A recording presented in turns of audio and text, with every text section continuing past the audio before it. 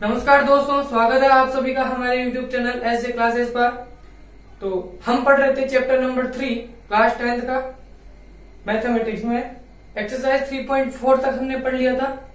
जो इसका कंसेप्ट था वो था पूर्ण विधि के थ्रू हमने श्रीधराचार्य फॉर्मूला जनरेट करना सीख लिया था।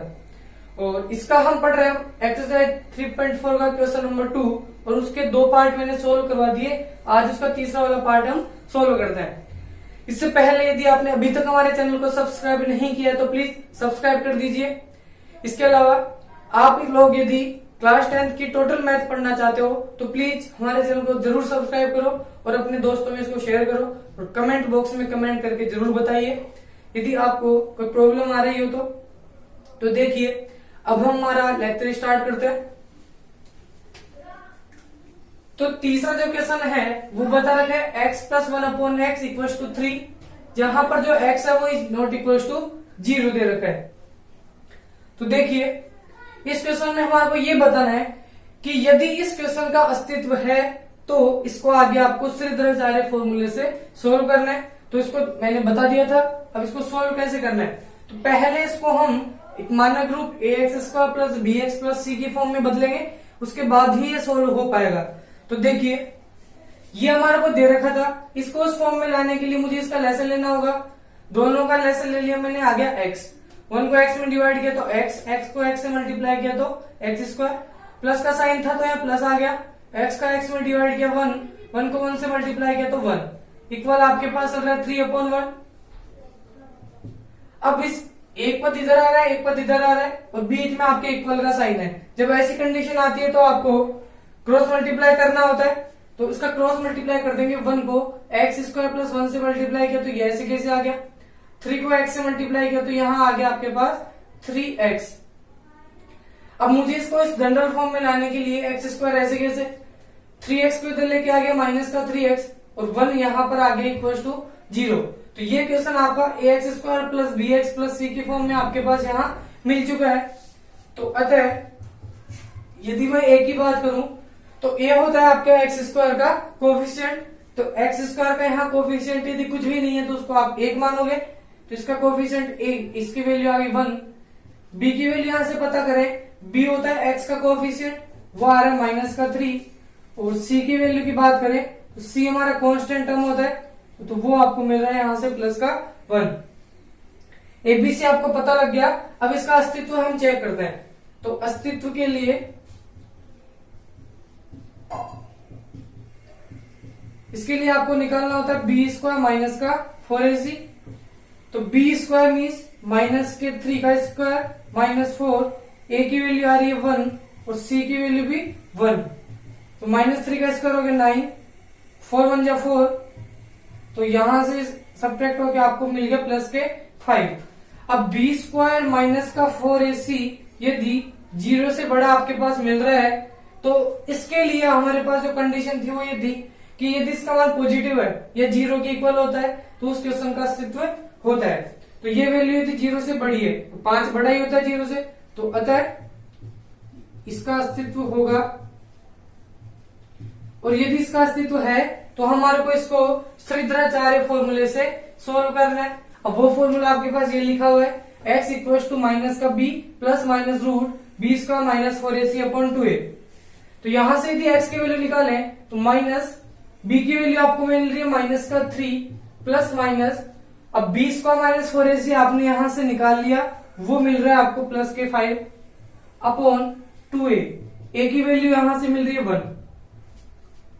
तो x का जो मान है आपके पास आया है माइनस माइनस ये बन गया प्लस का 3 प्लस माइनस √5 अपॉन में 2। तो यहां आप यदि इसको अलग अलग साइन लेके भी सोल्व करोगे तो 5 का रूट आप यहाँ नहीं निकालोगे, इसको इसी तरीके से लिखेंगे तो यही आंसर आ गया। तो यहां से आप x के दो मान बता सकते हो, एक आ रहा है 3 प्लस √5 अपॉन 2, एक आ रहा है 3 माइनस √5 अपॉन 2। तो इस तरीके से आप श्रीधराचार्य फॉर्मूले से क्वेश्चन को सॉल्व कर सकते हो। तो अब देखिए एक्सरसाइज का क्वेश्चन नंबर 2 है, उसका आपको फोर्थ पार्ट दे रखा है, √2x² प्लस 7x प्लस के 5√2 इक्वल टू 0। तो इसको भी आप इसका पहले अस्तित्व चेक करोगे। तो अस्तित्व चेक करने के लिए पहले आपको एबीसी पता होना चाहिए। तो a की वैल्यू आपके पास यहां से आ रही है √2 जो एक्स स्क्वायर का कोफिशिएंट होता है, b होता है एक्स का कोफिशिएंट वो 7, c होता है कांस्टेंट टर्म वो आपके पास आ रहा है 5√2। एबीसी जैसे ही पता लगा तो हम इसका अस्तित्व निकालेंगे। तो अस्तित्व के लिए यहां से आपको बताना होता है कि बी स्क्वायर माइनस 4ac आपको किस तरीके से प्राप्त हो रहा है। तो बी स्क्वायर माइनस 4ac, तो बी स्क्वायर आपको 7 का स्क्वायर करना है, 4 a की वैल्यू आ रही है √2 और c आपके पास आ रहा है 5√2। 7 का स्क्वायर हो गया 49 माइनस 4 को 5 से मल्टीप्लाई किया तो 20 और √2 को √2 से क्या तो 2, यहां से मिल गया 49 माइनस के 40। तो जो बी स्क्वायर माइनस 4ac है वो आपको यहां से प्राप्त हो रहा है प्लस के 9। जो ये प्लस का 9 है वो 0 से बड़ा। अब 9 यदि 0 से बड़ा है इसका मतलब ये है कि जो बी स्क्वायर माइनस 4ac है उसकी वैल्यू 0 से बड़ी है। अब वो यदि 0 से बड़ा आ गया तो हमारा क्वेश्चन में अस्तित्व होगा। तो अतः अस्तित्व होगा। और यदि आपके क्वेश्चन में अस्तित्व आ रहा है तो आपको इसको श्रीधराचार्य वाले फॉर्मूले से सोल्व करना है और वो फॉर्मूला आपको यहां दे रखा है। तो माइनस का बी की वैल्यू आ रही है प्लस के साथ प्लस माइनस रूट बी का माइनस 4ac आपने यहां से निकाल लिया, वो मिल रहा है यहां से 9/2a। a की वैल्यू आपको यहां से प्राप्त हो रही है 2√2। तो देखिए x की वैल्यू यहां से पता लगी माइनस का 7 प्लस माइनस 9 जब रूट से बाहर निकलता है तो ये 3 आता है क्योंकि 9 3 का स्क्वायर होता है अपॉन नीचे आपके पास आ रहा है 2√2। तो मैं एक बार प्लस वाला साइन लेता हूं। तो फर्स्ट प्लस लेने पर यदि मैं प्लस का साइन यहां से लेता हूं तो माइनस का 7 प्लस का 3 अपॉन 2√2 -7 और +3 दोनों मिलके ये बना देंगे माइनस का 4 अपॉन 2√2। इसको कैंसिल करेंगे तो 2 1 जा 2 और 2 2 जा 4। ऊपर बन रहा है माइनस का 2, नीचे बन रहा है रूट में 2। तो x की वैल्यू यहां से प्राप्त होगी। ऊपर जो 2 है आपके पास उस 2 को मैं लिख सकता हूं √2 इंटू √2। नीचे आपके पास मिल रहा है रूट में 2। ये माइनस एक ही बार आ रहा था तो इसको माइनस को बाहर ले लिया मैंने, √2 को √2 से काट दिया तो यहां से बन गया माइनस के √2। सेकंड यदि मैं माइनस का साइन लेता हूं, माइनस लेने पर तो यहां से x की वैल्यू होगी माइनस का 7 माइनस का 3 अपॉन 2√2। -7 और -3 दोनों मिलके बन गया माइनस का 10 अपॉन 2√2। 2 1 जा 2 2 2 जा 5। तो यह ऊपर तो बन गया माइनस का 5, नीचे बन रहा है रूट में 2। तो या तो ये वाला आंसर ठीक है और यदि आप इसका रूट हटाओगे तो वापस यही स्टेप बन जाएगी। तो इसका यही आपका आंसर मिल गया। तो इसके 2 शून्य निकल गए, एक तो आ गया माइनस का √2 और दूसरा आपको मिल गया माइनस के 5/√2। क्वेश्चन नंबर सेकंड का फिफ्थ वाला पार्ट आपको दे रखा है x² + 4x + का 5 = 0। तो यहां से यदि मैं a की बात करूं तो x² का कोएफिशिएंट 1 आ रहा है, b की वैल्यू x का कोएफिशिएंट 4 आ रहा है, c की वैल्यू ही कांस्टेंट टर्म आपके पास 5 मिल रही है। यदि एबीसी पता लग गया तो आप इसका अस्तित्व चेक करोगे। तो अस्तित्व की चेक करने के लिए आपको ये बताया था b² - 4ac। तो b² - 4ac देखिए, b² मतलब 4 का स्क्वायर माइनस 4 इंटू a की वैल्यू आ रही है 1, c की वैल्यू आ रही है 5। तो 4 का स्क्वायर हो गया 16 माइनस 4 5 जो हो गया 20। 16 में से यदि 20 को सब्ट्रैक्ट करते हैं तो यहां से बनता है माइनस का 4। तो यहां से आपको पता चल रहा है कि b² - 4ac जो है वो नेगेटिव आ रहा है। नेगेटिव मीन 0 से छोटा आ रहा है। तो b² - 4ac लेस देन 0। तो ये वाली कंडीशन जब आपके पास आ जाती है तो आपका क्वेश्चन अस्तित्व में नहीं होता है या क्वेश्चन एग्जिस्ट नहीं करता है। तो b² - 4ac क्योंकि रूट में मान होता है और रूट में यदि नेगेटिव नंबर आपको मिल गया तो आपका क्वेश्चन एग्जिस्ट नहीं करेगा क्योंकि वो इमेजिनरी नंबर वहां से बन जाता है। तो आप यहां से लिख सकते हो अतः इसका अस्तित्व नहीं होगा। अब यदि अस्तित्व ही हमारे प्रश्न में नहीं है या हमारे जो प्रश्न का है इस 10th लेवल तक यदि इसका सॉल्यूशन नहीं निकल पा रहा तो हम इसको आगे सोल्व नहीं करेंगे क्योंकि प्रश्न में कह रखा है कि यदि अस्तित्व है तभी इसको सोल्व करना है, नहीं तो नहीं। तो इसका अस्तित्व नहीं है, तो अब इसको आगे हम सॉल्व नहीं करेंगे। नेक्स्ट क्वेश्चन आपको दे रखा है 6, यहां दे रखा 1/x माइनस 1/x माइनस का 2 इक्वल्स टू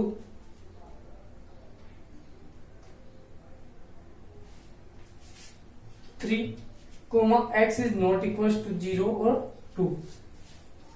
तो यहां देखिए क्वेश्चन नंबर 2 का जो 6th पार्ट है, लास्ट पार्ट आपको दे रखा है 1/x minus 1/x minus 2 equals to 3, जहां पर x जो है वो 0 के बराबर नहीं आना चाहिए और 2 के बराबर भी नहीं आना चाहिए, क्योंकि x यदि 0 बन जाएगा तो इन्फिनिटिव बना देगा और x यदि 2 भी आ जाएगा तो यहां से भी इसको इन्फिनिटिव बना देगा, इसलिए हम x की वैल्यू 0 और 2 नहीं लेंगे।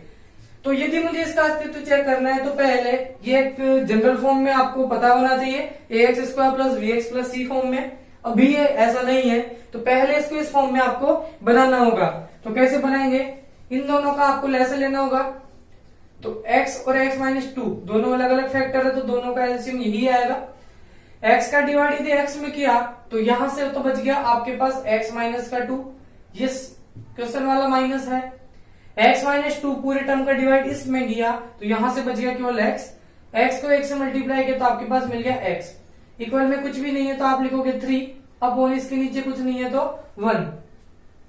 तो देखो ये x प्लस का है, ये x माइनस का है, तो ये दोनों कैंसिल हो गए।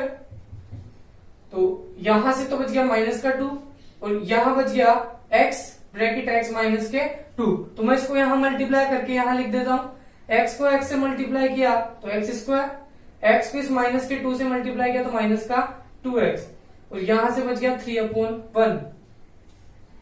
अब यहां एक पद यहां बन गया, एक पद नीचे बन रहा है, दो पद मिलके एक ही पद बना देंगे। तो ये यदि न्यूमरेटर अपॉन डिनोमिनेटर में है, ये भी न्यूमरेटर अपॉन डिनोमिनेटर में है, तो आप इसको क्रॉस मल्टीप्लाई यहां से कर सकते हो। तो ये वाला पद तो इससे मल्टीप्लाई होगा और ये वाला इससे होगा, तो मैं इस 3 को मल्टीप्लाई करता हूं x स्क्वायर माइनस के 2x से, और माइनस का 2 जो है वो मल्टीप्लाई होगा 1 से। इसको इस तरीके से आपने मल्टीप्लाई कर दिया। तो 3 यदि x स्क्वायर से मल्टीप्लाई होता है तो 3x स्क्वायर, 3 यदि 2x से मल्टीप्लाई होता है तो 6x, और माइनस को 2 से यदि 1 से मल्टीप्लाई करते हैं तो माइनस का 2 बनेगा और माइनस का 2 उठ के इधर आएगा तो ये बन गया प्लस का 2, उधर आपके पास बचेगा केवल 0। तो देखिए ये जो इक्वेशन आपके पास मिल रही है ये जनरल फॉर्म में मिल रही है, ax square plus bx plus c form में। जैसा ही आपको ये मिलता है तो हम इसको अब इसका अस्तित्व चेक कर सकते हैं। तो अस्तित्व के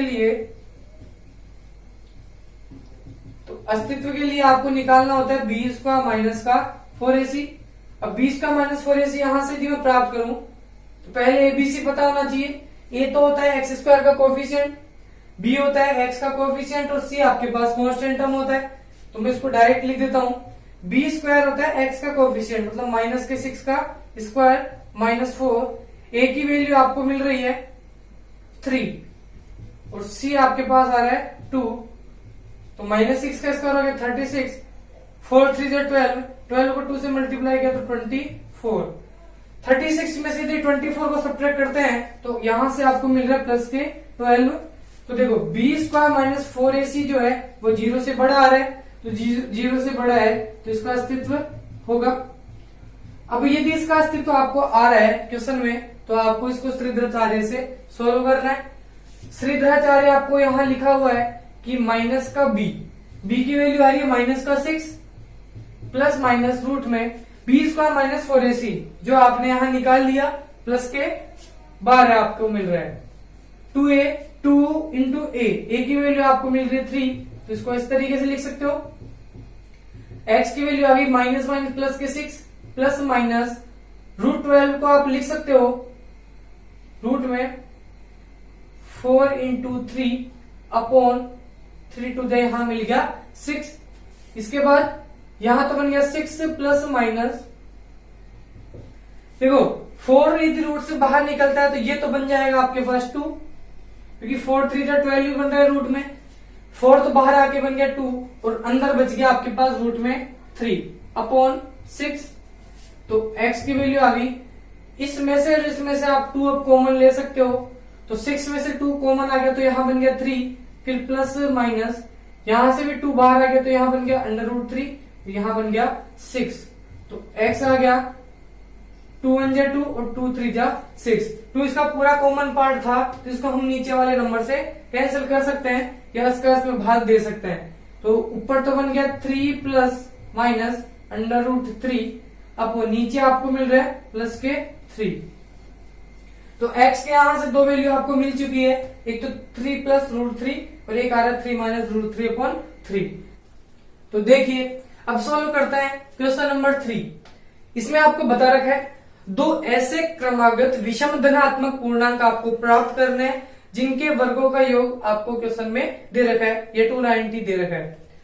तो देखिए पहले तो ये पता होना चाहिए कि क्रमागत क्या होता है और विषम क्या होता है और धनात्मक क्या होता है। 3 वर्ड आपको क्वेश्चन में दिख रहे हैं। तो क्रमागत, क्रमागत का मतलब होता है कि क्रम से आने वाला, क्रम और आगत, आगत मतलब आने वाला। तो जो चीज क्रम से आ रही है, अब क्रम से भी आपको कौन सी चीज चाहिए, विषम, और वो हो आपके पास वो नीचे धनात्मक। तो ये तीनों वर्ड्स मिलके आपको कुछ इस तरीके से नंबर लेना है। तो देखिए क्रमागत का मतलब तो क्रम से आने वाला, विषम सब जानते हो कि जिसमें 2 से डिवाइड नहीं होता वो विषम कहलाता है। तो धनात्मक पॉजिटिव नंबर जो 0 से बड़े होते हैं। तो देखो पहले तो विषम की बात करें तो विषम नंबर आपके पास हो रहा है 1, फिर आता है 3 5 7। अब यही नंबर क्यों लिया, क्योंकि क्रमागत है, क्रम से अभी आ रहा है, और विषम यहां से आपको सिलेक्ट करना है, इसलिए 1 3 5 और 7 इस तरीके से नंबर लेना है। और पॉजिटिव लेना है तो हम नेगेटिव नंबर्स की बात नहीं करेंगे। तो देखो यदि मैं क्रमागत की बात करूं तो 1 और 3 दोनों एक दूसरे की क्रमागत है, 3 और 5 7 और 9 हो जाएंगे, 5 और 7 हो जाता है। तो यदि कोई आप नंबर पहले वाला लेते हो तो उसके क्रम से अगला विषम नंबर कौन सा होगा वो आपको लेना है। तो मैं यदि 1 की बात करूं तो 1 पहला विषम धनात्मक पूर्णांक है। इसके बाद जो नेक्स्ट विषम धनात्मक पूर्णांक है वो आपके पास आ रहा है 3। तो 3 हमारे को कब मिल रहा है, जब इस पहले वाले में मैं 2 ऐड कर देता हूं तो आपको 3 मिल जाएगा। अब इसी तरीके से हम असंख्य इन्फिनिटिव नंबर्स आपके पास रहते हैं, तो मैं उनमें से कौन सा ऐसा नंबर लूं जिनके वर्गों का योग इतना मिले।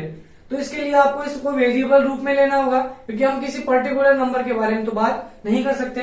जैसे मैं मान लूं एक 51 है, दूसरा 53 हो जाएगा, एक 101 हो जाएगा, तो दूसरा क्रमागत आने वाला 103 हो गया। तो ये क्रमागत विषम धनात्मक पूर्णांक इस तरीके से आपको लेने होंगे। लेकिन इस तरीके से तो अनेक नंबर आपको प्राप्त होते हैं, तो उनमें से कौन सा आपको लेना है तो वो देखिए। तो मैं मान लेता हूं कि माना जो पहला पॉजिटिव इंटीजर आपको दे रखा है, पहला धनात्मक पूर्णांक, पहला विषम धनात्मक पूर्णांक मैंने अपने मन से क्या मान लिया, x हो सकता है कोई भी, और x कोई भी पॉजिटिव नंबर हो सकता है। तो पहला धनात्मक विषम पूर्णांक x मान लिया। तो क्रमागत दूसरा पॉजिटिव जो इंटीजर होगा, पॉजिटिव ओड इंटीजर भी होगा यहां से ओड। तो पहला तो विषम धनात्मक पूर्णांक x यदि आपने मान लिया, तो इसके क्रमागत की बात करें तो अगला होगा, इसमें यदि 2 ऐड हो जाता है तो अगला हमारे को विषम मिल जाता है। तो अगला विषम धनात्मक पूर्णांक आपको मिल जाएगा x+2। तो दोनों नंबर आपको यहां से प्राप्त हो चुके हैं, उनकी जनरल फॉर्म। अब आप x और इस x की जगह कोई भी वैल्यू पुट करके क्रमागत धनात्मक पूर्णांक प्राप्त कर सकते हो। अब अगली बार हमें प्रश्न में अब दे रखा है कि इन क्रमागत विषम धनात्मक पूर्णांकों के वर्गों का अंतर, वो दे रखा है 290।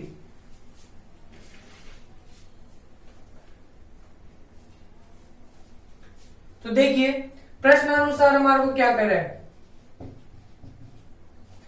प्रश्न में आपको बता रखा है कि ये जो विषम धनात्मक पूर्णांक आपके पास आए हैं इनके वर्गों का योग, तो इनका पहले स्क्वायर करते हैं। तो स्क्वायर करो, पहले x का भी स्क्वायर करना पड़ेगा और x+2 का भी आपको स्क्वायर करना पड़ेगा। देखो दोनों का मैंने वर्ग कर दिया और वर्गों का ये योग की बात कर रहा है, तो दोनों के वर्गों का योग वो आपको क्वेश्चन में दे रखा है 290। जैसा प्रश्न बोल रहा था उस तरीके से आपने इक्वेशन बना दी। अब इसको हम सोल्व करेंगे। अब देखिए ये तो x का स्क्वायर है, तो इसको ऐसे कैसे लिख सकते हैं, x+2 का स्क्वायर। तो ये a+b इसका होल स्क्वायर से सोल्व करते हैं, तो ये बनता है x² + 2ab + b² मतलब 2 का स्क्वायर बन गया 4, इक्वल्स टू आपके पास आ रहा है 290। ये बन गया x square plus x square और एक्स स्क्वायर दोनों ऐड हो जाएंगे तो ये बन गया 2x स्क्वायर प्लस का 4x प्लस का 4। 290 यदि इधर आता है तो ये माइनस का 290 बन गया इक्वल में 0। यहां से बन गया 2x स्क्वायर प्लस का 4x, इसमें से इसको सब्ट्रैक्ट करेंगे तो ये बन गया 286 इक्वल टू 0। अब यहां से आप क्वेश्चन को सोल्व कर सकते हो क्योंकि ax square plus bx plus c form में आपको मिल रहा है। लेकिन एक चीज और, यदि इस क्वेश्चन में से कुछ कॉमन आ रहा हो तो आप सोल्व उसको कॉमन ले सकते हो, क्योंकि कॉमन लेने से जो हमारी कैलकुलेशन है वो थोड़ी छोटी हो जाती है।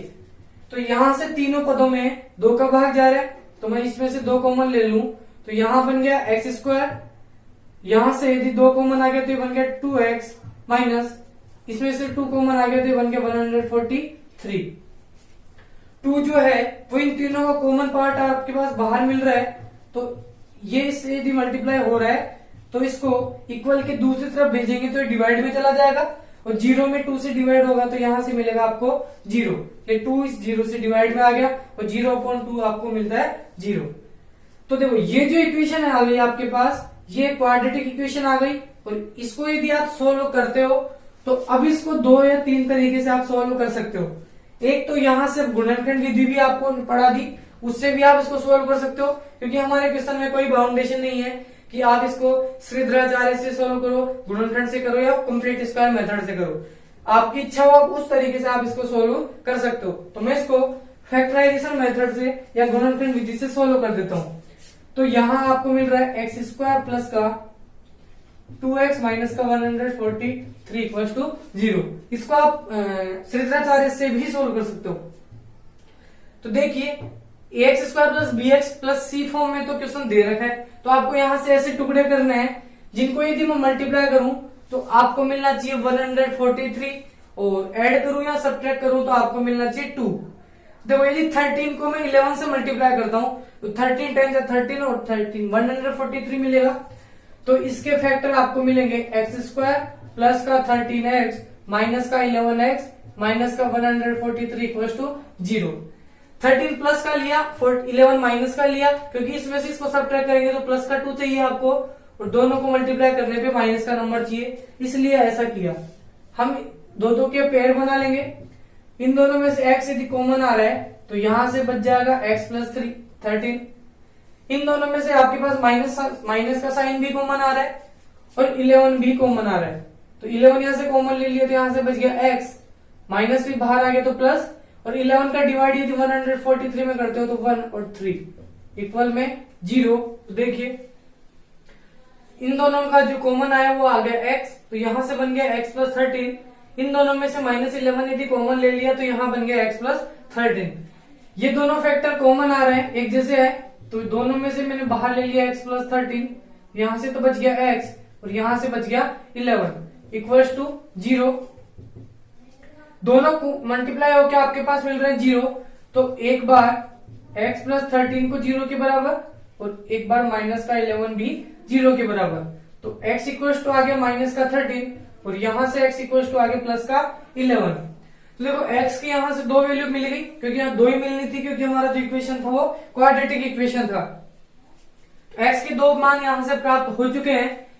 अब हमने जो x माना था वो एक इंटीजर था जो पॉजिटिव ओड इंटीजर था, तो पहला विषम धनात्मक पूर्णांक हमने x को माना था।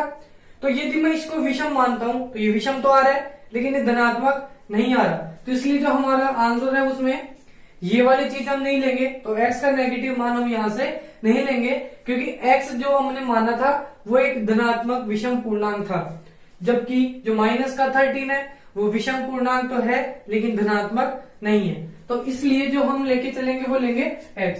तो अतः फर्स्ट ओड पॉजिटिव इंटीजर यदि आपके पास आया है तो वो आपके पास मिल गया 11। तो सेकंड वाला आपको कैसे मिलेगा, इसमें 2 ऐड कर देंगे तो 11 प्लस 2 इसके बाद आ गया 13। तो 2 odd integer positive odd integer आपको यहां से प्राप्त हो चुके हैं, एक आ गया 11 और एक आ गया 13। तो इस तरीके से आपको जो कंडीशन क्वेश्चन में दे रखी है उस कंडीशन को अप्लाई करते हुए एक इक्वेशन जनरेट करनी है, उसके बाद उसका सॉल्यूशन किसी भी मेथड से आप सोल्व कर सकते हो।